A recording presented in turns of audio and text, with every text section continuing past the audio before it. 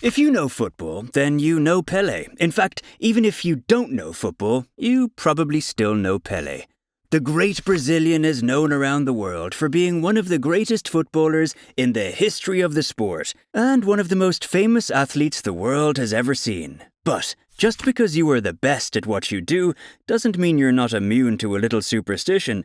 Pelé might have been a wizard on the pitch, but off it, he had his quirks. So, step into the 18-yard box. I am about to tell you about the crazy story of Pelé, a detective, and his lucky shirt. In football's long and decorated history, few names shine as brightly as Edson Arantes de Nascimento, or as we know him, Pelé. The football legend was a wizard on the pitch, scoring over 700 goals, winning 3 World Cups, and producing countless jaw-dropping moments that fans would remember forever. Pelé wasn't just a player, he was an outrageous talent who transcended the game and became a global icon. I mean, the guy won a World Cup at the age of 17 and still managed to go on to achieve more.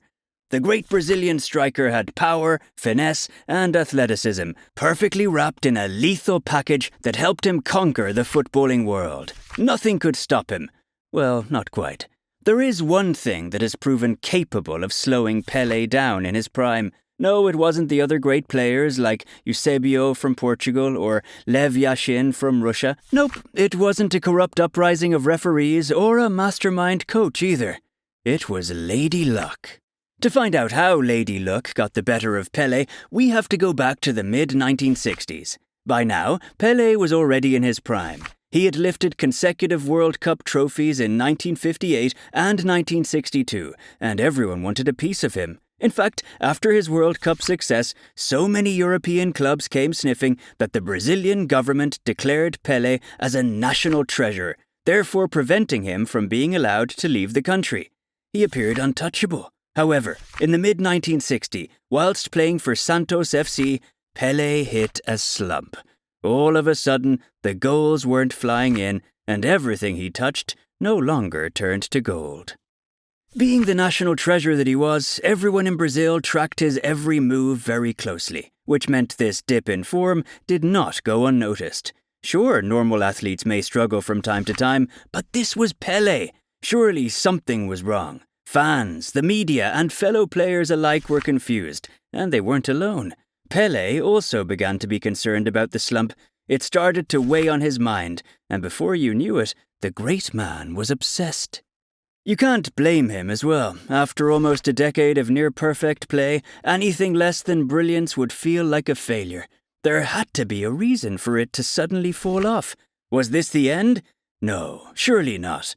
There had to be something else. With that in mind, Pelé became determined to crack the mystery behind his sudden slump. He was a man on a mission. When nothing obvious materialized, he was stumped. But then, it dawned on him.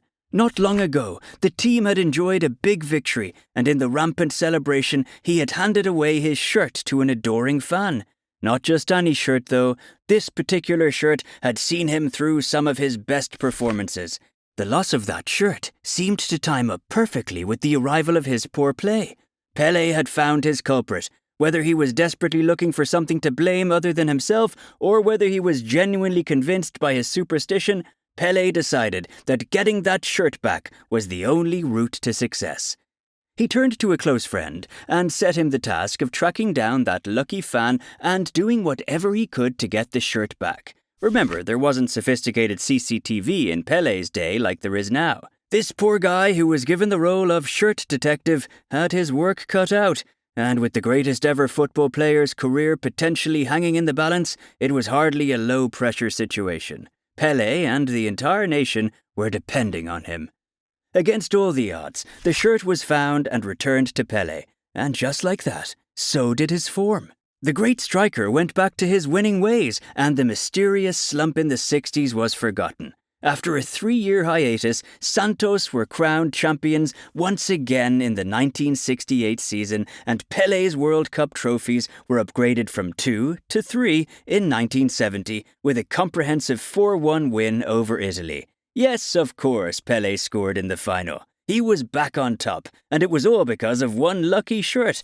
Well, not quite. As you've probably guessed, it was almost impossible to track down one shirt without advanced technology from the 21st century, or, frankly, magic. Upon realizing this and failing quite quickly, Pelé's designated shirt detective simply gave him the one that he had worn the week before. See, it's all in your head, guys. In the grand scheme of things, the slump in the 60s is barely noticeable when you look at Pelé's career as a whole. The sport's best ever striker won World Cups in 3 different decades, proving dominant right from his debut in the 50s to his final game in the 70s. He even capped off his playing career with a 30-yard free kick in his celebratory retirement game. In many ways, he was a god among men, especially in Brazil.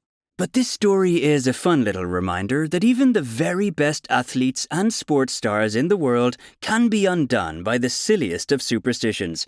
Whilst lucky shirts don't suddenly upgrade your skills and make you special, the power of the placebo is clearly real, which, in its own way, is a pretty valuable lesson to learn. So, what do you think? Are you reassured to hear that Pelé was just like us? Kind of? Let me know in the comments, and while you're down there, hit that like button and subscribe.